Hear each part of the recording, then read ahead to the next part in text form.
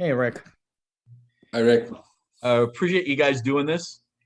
Um, Justin, let me start with you. The show has a very specific tone to it.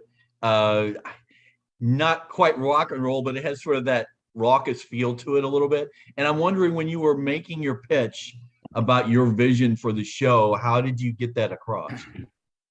Um, it was that tone was there from the beginning, and it was dictated by. I mean, the book that it's based on is a brilliant academic history, and but what I thought she was very good at was describing moments that to me seemed utterly absurd. And one of the sort of themes of the show became, if you live in an arbitrary power system, right? If you live in a system where somebody somewhere said God picked him to be king and you all have to do what he wants, it's not a meritocracy.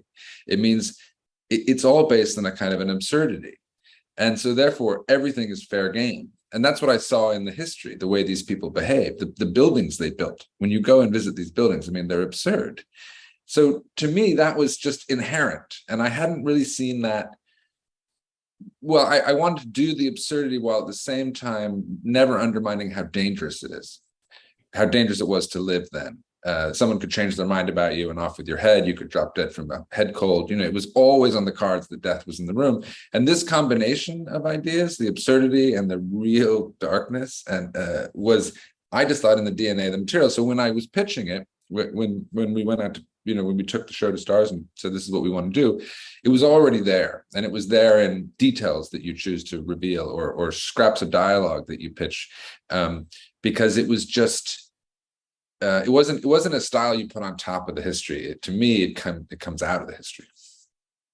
Erwin, when you're working on a show, when you're producing a show, there's always complications. I mean, it's a period piece that you're in the middle of COVID,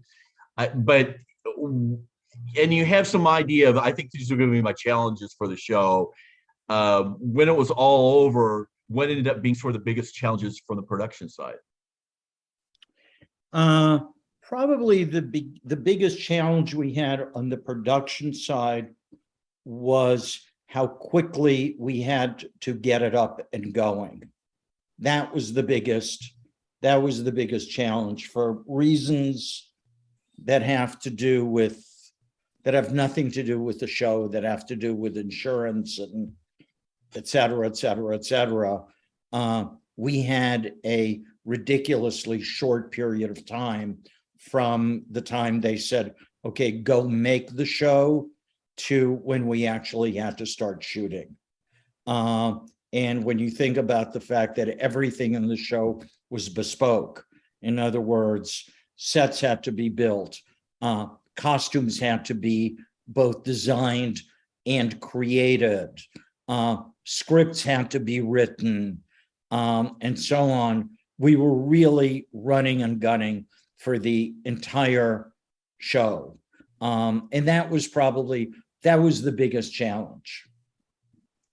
Well, Justin, one of the interesting things about period pieces, really about history in general, is that, it was written by men. And it tends to sort of have this male point of view.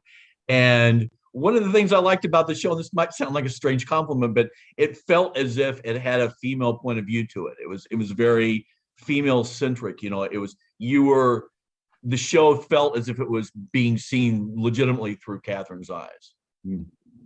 Absolutely. I mean, I've always had this idea that a villain from history would turn to us and say, hey, you think I'm a villain, but all the good people are dead at the side of the road, right? This is how I made it.